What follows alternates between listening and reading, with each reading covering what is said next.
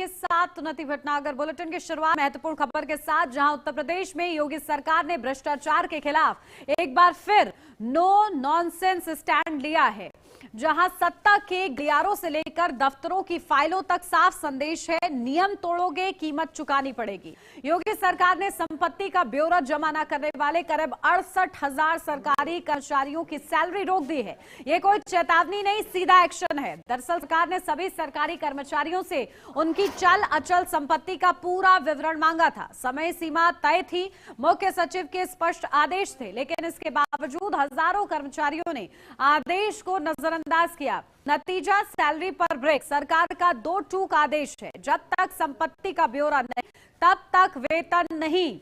ये कदम सिर्फ प्रशासनिक कार्रवाई नहीं कि भ्रष्टाचार के खिलाफ योगी सरकार की जीरो टॉलरेंस नीति का खुला ऐलान है। संदेश साफ है, सरकारी नौकरी अधिकार नहीं है बल्कि एक जिम्मेदारी है। जवाबदेही से भागने की कोई गुंजाइश नहीं। सरकार मान रही है कि इस सख्त फैसले के बाद अब टालमटोल खत्म होगी और सभी कर्मचारी जल्द से जल्द अपना संपत्ति विवरण जमा करेंगे। सवाल बड़ा और सीधा है कि क्या ये कार्रवाई सिस्टम को साफ करेगी और क्या आगे भी ऐसे ही सख्त फैसले देखने को मिलेंगे? जवाब आने वाले दिनों में मिलेगा, लेकिन फिलहाल योगी सरकार का एक्शन लाउड एंड क्लियर है।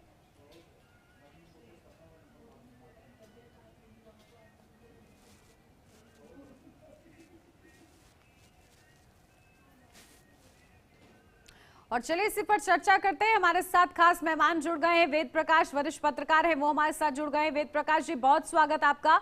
हमारे संवाददाता पुनीत मोहन भी हमारे साथ जुड़ गए हैं। पुनीत, आपके पास आती हूँ सबसे पहले, क्योंकि देखिए जिस तरीके से ये बड़ा और सख्त फैसला लिया है सीएम योगी आदित्यनाथ ने, भ्रष्टाचार को लेकर खुले तौर पर जीरो टॉलरेंस की नीति वो रखते हैं और अब अधिकारी, जो भ्रष्ट अधिकारी है, उन पर केल कसने का उन्होंने सीधा और सख्त एक्शन लिया है।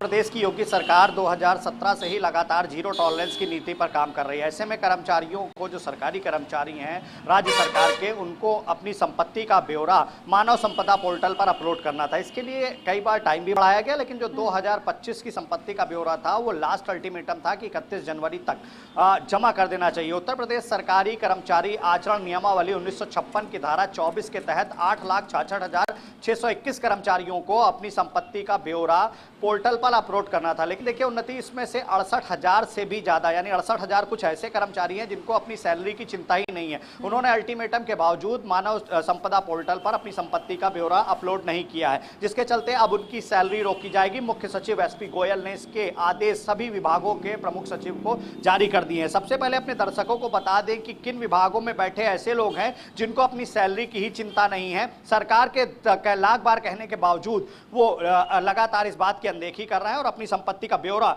उन्होंने अपलोड नहीं किया। देखिए इसमें 68,236 कर्मचारी हैं, जिसमें 34,926 राज्य कर्मचारी जो हैं वो तृतीय श्रेणी के हैं। इसके अलावा 22,626 कर्मचारी चतुर्थ श्रेणी के हैं, जबकि द्वितीय श्रेणी के 7,204 और प्रथम श्रेणी के 2,628 कर्मचारी हैं। 1,612 अन्य कर्मी भी हैं जिनकी भी सैलरी रोकी जाएगी। लेकिन जो सबसे महत्वपूर्ण बात है कि इस पूरे पोर्टल पर जिन विभागों के कर्मचारियों ने अभी तक अपनी संपत्ति का ब्यौरा अपलोड नहीं किया है, उसमें लोक निर्माण विभाग, राजस्व विभाग, बेसिक शिक्षा और माध्यमिक शिक्षा, समाज कल्याण विभाग, महिला कल्याण विभाग, सहकारिता, आबकारी, खाद्य एवं रसद, चिकित्सा शिक्षा, स्वास्थ्य, ग्रामीण अभियंत्रण, उद्यान, पशुधन, परिवहन आदि प्रमुख विभाग है। देखिए ऐसे में कहीं ना कहीं जो विभागों में बैठे हुए भ्रष्ट अधिकारी हैं, जिनका घर अपनी सैलरी के अलावा ऊपरी इनकम से चलता था, जिन्होंने अथाह संपत्ति बनाई, लेकिन अब जब सरकार ने उनसे ब्यौरा मांगा, उनकी और उनके परिजनों के नाम पर जो संपत्तियां उसको मानव संपदा पोर्टल पर अपलोड करिए। पहले तो इस बात का बहुत विरोध हुआ था, लेकिन सरकार की सख्ती को देखते हुए कहीं ना कहीं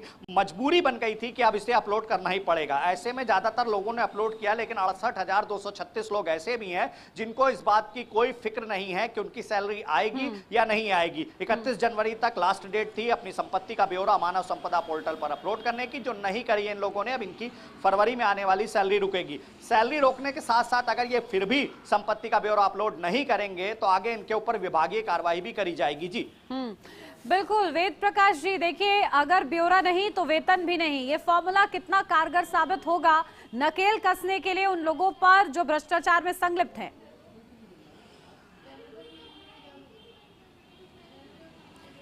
वेद प्रकाश जी, आप जी जी जी, आ रही है अब आपकी आवाज। उत्तर प्रदेश में योगी आदित्यनाथ की सरकार जो है भ्रष्टाचार को लेकर जो उनकी जो अपनी एक शैली रही है, उसका अंदाज आप और मिजाज आपको जो देखने को मिला है कि जीरो टॉलरेंस की नीति को लेकर जो उन्होंने मुख्यमंत्री के मुख्य सचिव एसपी गोयल ने जो डेडलाइन 31 जनवरी जारी रखा था, और आपने देखा होगा कि ऑनलाइन जो तमाम जो कर्मचारी है उन्होंने अपनी संपत्ति का ब्यौरा आखिर नहीं रखने का क्या मतलब है। तो स्वाभाविक सी बात है कि सरकार ने अनुशासनात्मक कार्रवाई जो की है वह स्वागत योग्य है, क्योंकि लोकतंत्र में जो भी सरकारी सेवक है उनका दायित्व बनता है कि आप अपनी निजी संपत्ति का ब्यौरा जो है सार्वजनिक रखे।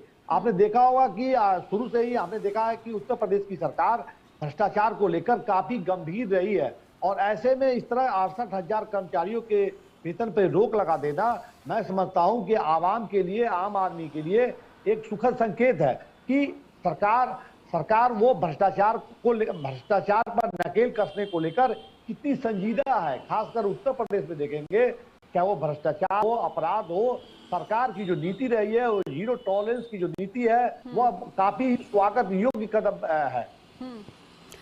बिल्कुल, और देखिए इस दिशा में ये जो फॉर्मूला अपनाया जा रहा है वो बेहद ही महत्व समझा जा रहा है पुनीत। लेकिन अल्टीमेटम कितनी तारीख तक का दिया गया है? अधिकारी जिनका वेतन अब रोक दिया गया है वो अपना ब्यौरा कब तक जमा कर सकेंगे?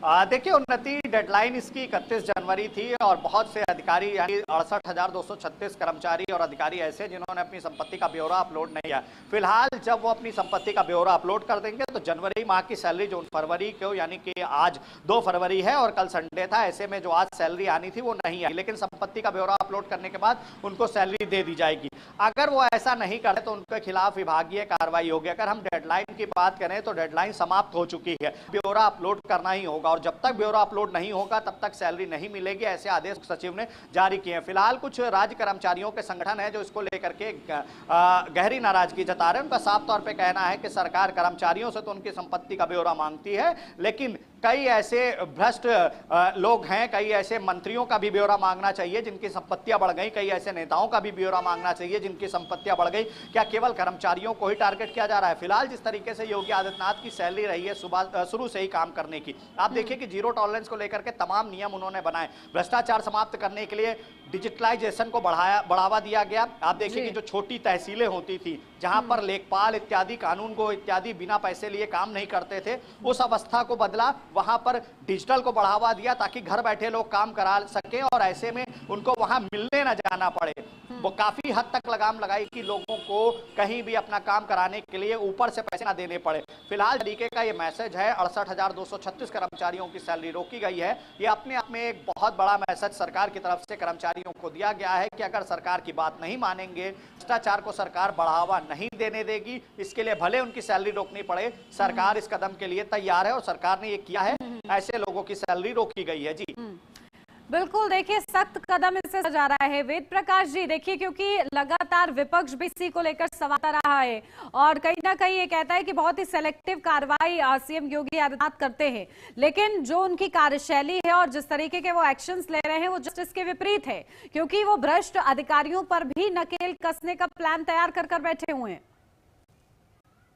जी बिल्कुल सही कहा है कि सरकार, खासकर योगी आदित्यनाथ सरकार, जो मैंने पहले भी कहा है कि उनकी जो भ्रष्टाचार को लेकर अपनी एक रणनीति रही है, उसी रणनीति पे जो उनका जो मैप रहा उसी पे काम करते हुए उन्होंने जो सख्त, आपने देखा होगा कि मुख्यमंत्री के, जैसे मैंने पहले भी कहा, मुख्यमंत्री के मुख्य सचिव एसपी गोयल के आदेश, उनका जो डेडलाइन 31 जनवरी रखा गया था, आखिर क्या मंशा है इन लोगों की जो इन्होंने संपत्ति का ब्यौरा रखने से बचने के क्या कारण है? अपने आप में अस्पष्ट है कि आप भ्रष्टाचार की जो नीति है सरकार की उसमें सहयोग न करना आपके किस बात का संकेत देती है? आखिर क्या कारण है कि आप सरकारी सेवक रहते हुए अपनी संपत्ति का ब्यौरा देने से बचना चाहते हैं? तो स्पष्ट सी बात है, कहीं ना कहीं दाल में कुछ काला है, घालमेल है।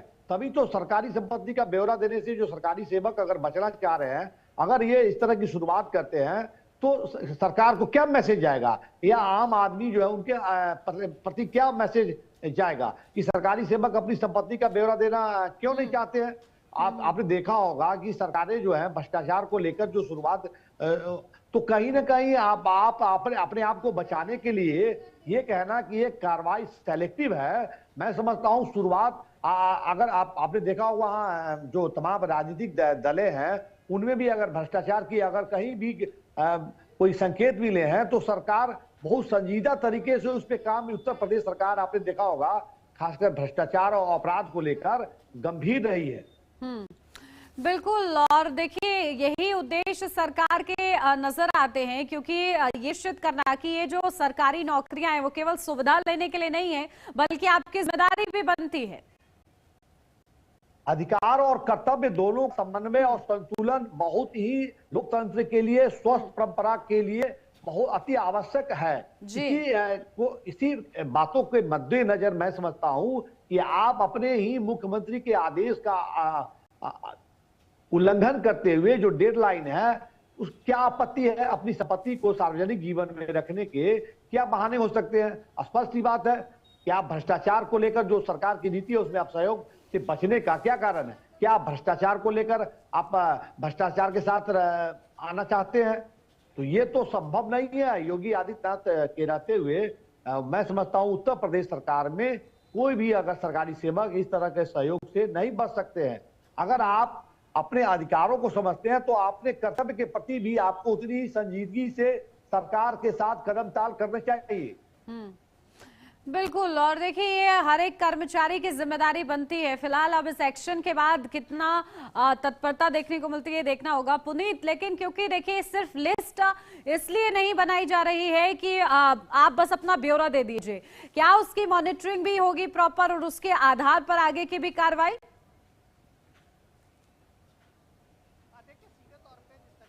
जिन लोगों ने मानव संपदा पोर्टल पर अपनी संपत्ति का ब्यौरा अपलोड नहीं किया है, फिलहाल उनका वेतन रोका गया। ऐसे में उनको नोटिस भी जारी किया जाएगा कि वो जल्द से जल्द मानव संपदा पोर्टल पर अपना ब्यौरा अपलोड करके अपनी सैलरी प्राप्त कर सकते हैं। लेकिन अगर वो ऐसा नहीं करते हैं तो जैसा मैंने आपको बताया कि विभागीय कार्रवाई के भी पूरे चांसेस हैं। और इसके लिए आप अगर पत्र पढ़ेंगे मुख्य सचिव का तो उसमें साफ तौर पे लिखा है कि जो भी कर्मचारी अगर अपनी संपत्ति का ब्यौरा मानव संपदा पोर्टल पर अपलोड नहीं करेगा तो भविष्य में उसके खिलाफ विभागीय कार्रवाई भी हो सकती है। देखिए, लोकतांत्रिक देश में परीक्षा पास करके नौकरी पाना ये आपका अधिकार है, लेकिन किसी भी राज्य में राज्य सरकारी कर्मचारी नियमावली के तहत काम करना आपकी जिम्मेदारी है। ऐसे में अपनी जिम्मेदारी से भागिए नहीं और सरकार जो ब्यौरा आपसे चाहती है उसको अपलोड करिए। उत्तर प्रदेश सरकार ने 2017 में सरकार जब योगी सरकार की बनी उसके बाद उन्होंने मैसेज साफ कर दिया था कि द्वितीय श्रेणी से लेकर के तृतीय और चतुर्थ श्रेणी के कर्मचारियों को अपनी संपत्ति का ब्यौरा मानव संपदा पोर्टल पर अपलोड करना होगा। इसके लिए मानव संपदा पोर्टल भी बनाया गया, तमाम लोगों ने अपलोड भी किया। जैसा कि मैंने आपको बताया तकरीबन 8,66,261 लोग राज्य कर्मचारी हैं, जिसमें से 68,236 लोगों ने अभी तक अपनी संपत्ति का ब्यौरा अपलोड नहीं किया है। फिलहाल 68,236 लोग ये वो हैं जो या तो अपलोड करना नहीं चाहते हैं या फिर सरकार की नीतियां उनको पसंद नहीं आ रही हैं। फिलहाल नौकरी अगर करनी है, वेतन अगर पाना है तो मानव संपदा पोर्टल पर अपनी संपत्ति का ब्यौरा अपलोड करना ही होगा। सरकार का संदेश साफ है, भ्रष्टाचार को सरकार बढ़ावा नहीं देगी और जिस तरीके से लगातार जीरो टॉलरेंस की नीति पर काम किया जा रहा है, जो सरकारी कर्मचारी हैं उनको अपनी संपत्ति का ब्यौरा अपलोड करना ही होगा। जी बिल्कुल, और देखिए सरकार के साथ अगर कदम से कदम मिलाकर आगे बढ़ना है सरकारी कर्मचारियों को तो नियमों का पालन करना होगा। इस एक्शन से साफ ये सुनिश्चित किया जा रहा है। लेकिन वेद प्रकाश जी देखिए, क्योंकि कई हम लोग मामले देखते थे कि आय से अधिक संपत्ति के मामलों में बड़े बड़े घोटाले उजागर हो जाते थे। अगर ये फैसला अभी से ही अपनाया जाता है तो शायद ऐसे मामलों पर कमी आ सकती है, जो कि बेहतर ही बात होगी। जी बिल्कुल, सरकार की जो नियम और नीतियां हैं इसी बात को लेकर बनाई जाती है ताकि समाज में और जो भ्रष्टाचार है उस पर नकेल कसने के लिए एक माहौल बने। अगर जब माहौल बनता है तो तमाम सरकारी सेवक है उसमें एक डर का माहौल जो होता है, खासकर कुछ आपने देखा होगा जो भ्रष्टाचार के देश में जो बड़े मामले देखने को मिले हैं, तो ऐसे में सरकार नियम और नीतियां इस बात को लेकर लाती है ताकि एक माहौल बने लोगों में। एक सरकार की जो अपने सरकार का सवाल है उसका एक डर हो, खासकर जीरो टॉलरेंस भ्रष्टाचार को लेकर उत्तर प्रदेश सरकार की जो नीति रही है। तो ऐसे में जो सरकार की नियम और नीतियां हैं इनसे बचने को लेकर अगर कोई सरकारी सेवक अगर इनका ये इरादा है तो समझता हूं कि वो सरकारी सेवा में खास लंबे समय तक नहीं रह पाएंगे। बिल्कुल। और देखिए, ऐसे में ये जो फैसला है वो वाकई एक दूरगामी फैसला समझा जा रहा है और अभी से ही इस पर देखिए नकेल कसने की शुरुआत हो गई है, वेतन रोक दिया गया है। लेकिन पुनीत, क्या हड़कंप इससे विभागों में मचा है, क्योंकि सैलरी रुक गई है और कहीं ना कहीं जो अधिकारी कर्मचारी अभी तक नियमों की अनदेखी कर रहे थे, अब उनके लिए अलर्ट टाइमिंग आ गया है।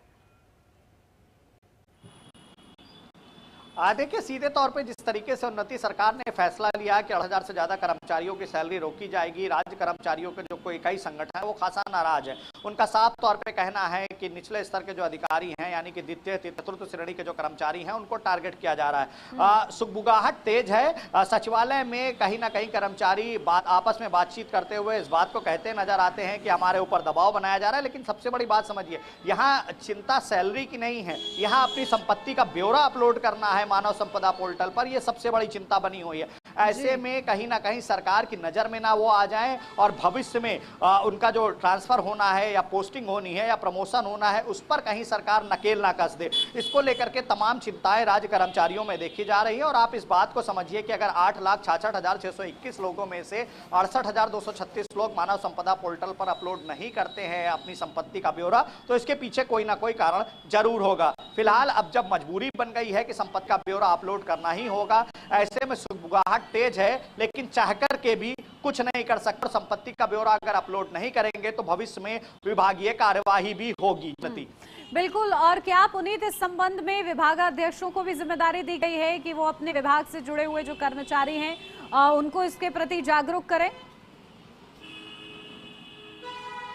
देखिए, सीधे तौर पर मुख्य सचिव ने सभी विभागाध्यक्षों को लेटर जारी किया था। इसके अलावा जो नोडल ऑफिसर हैं सभी विभागों में तैनात, अगर कहीं आपको मानव संपदा पोर्टल में अपनी संपत्ति का ब्यौरा अपलोड करने में कोई दिक्कत आ रही है तो आप उनसे संपर्क कर सकते हैं। लेकिन सरकार ने जो नियम बनाया है वो सबके लिए एक समान है और ऐसे में सभी राज्य कर्मचारियों को अपनी संपत्ति का ब्यौरा अपलोड करना ही होगा। फिलहाल किसी भी तरह की कोई दिक्कत नहीं है, क्योंकि आप इस बात को ऐसे समझिए कि 8 लाख से ज्यादा मैंने आपको बताया राज्य कर्मचारियों और केवल 68,000 ने अपलोड नहीं किया है। अगर कोई प्रॉब्लम होती, कोई टेक्निकल इशू होता तो ज्यादा से ज्यादा लोगों की जो संपत्ति का ब्यौरा है वो अपलोड करने में प्रॉब्लम आती। अब ऐसे में 68,000 लोग अगर अपना वेतन चाहते हैं और भविष्य में विभागीय कार्यवाही नहीं चाहते हैं तो उनको भी अपनी संपत्ति का ब्यौरा मानव संपदा पोर्टल पर अपलोड करना पड़ेगा। और इसके लिए सरकार ने सीधे तौर पर विभागाध्यक्षों को निर्देश दिया है। जैसा कि मैंने आपको बताया कि किस विभाग में कितने कर्मचारी हैं जिन्होंने अभी तक संपत्ति का ब्यौरा अपलोड नहीं किया है, इनको नोटिस जारी किया जाएगा कि जल्दी से जल्दी अपनी संपत्ति का ब्यौरा मानव संपदा पोर्टल पर अपलोड करके अपनी सैलरी प्राप्त कर ले। लेकिन फिर भी अगर वो ऐसा नहीं करते हैं तो भविष्य में विभागीय कार्रवाई होने की पूरी संभावनाएं हैं। जी बिल्कुल। और देखिए, अब इस एक्शन के बाद क्या तत्परता होती है ये देखना होगा। ठीक है वेद प्रकाश जी, अंतिम सवाल आपसे कि क्योंकि देखिए जिस तरीके से अब ये आदेश सामने आया है, ऐसे में भ्रष्टाचार के, क्योंकि हर दिन हम लोग नए मामले देखते हैं, ये मामला कितना कारगर और क्या कोई और सुझाव आपके पास कि भ्रष्टाचार के जो अन्य मामले हैं उन पर भी रोक लगे? जी बिल्कुल। सरकार की जो ये भ्रष्टाचार को लेकर देखेंगे, आपने जैसे पुरी जी ने कहा कि 8 लाख में केवल 68,000 लोगों को ही क्यों आपत्ति है। 8 लाख कर्मचारियों में 68,000 जो लोगों ने अभी तक अपने संपत्ति का ब्यौरा नहीं दर्ज करवाया है, तो स्वाभाविक सी बात है कहीं ना कहीं उनको किसी बात को लेकर डर होगा। तो ऐसे में जो सरकार ने जो माहौल बनाया है भ्रष्टाचार को लेकर, तो मेरा ये अपना एक गुजारिश है उत्तर प्रदेश सरकार से, जो उनकी जो अपनी रणनीति रही है अपराध और भ्रष्टाचार को लेकर, तो उस पे सरकार की नीतियां, नियम और नीतियां अगर लागू रहती है तो ऐसे में प्रदेश की जो आवाम है उनमें लोकतंत्र की जो एक अपनी एक खुशबू है, तो उससे मैं समझता हूँ कि आवाम काफी राहत, मतलब ये योगी आदित्यनाथ सरकार से काफी देखिए, सरकारी कर्मचारियों को ये समझने की जरूरत है कि आप जनता की सेवा के लिए हैं, ना कि अपनी जेबें भरने के लिए हैं। ठीक है, बहुत शुक्रिया आप दोनों का ही हमारे साथ जुड़ने के लिए। रुक रहे हैं, छोटे से ब्रेक के लिए, जल्द हाजिर होते हैं।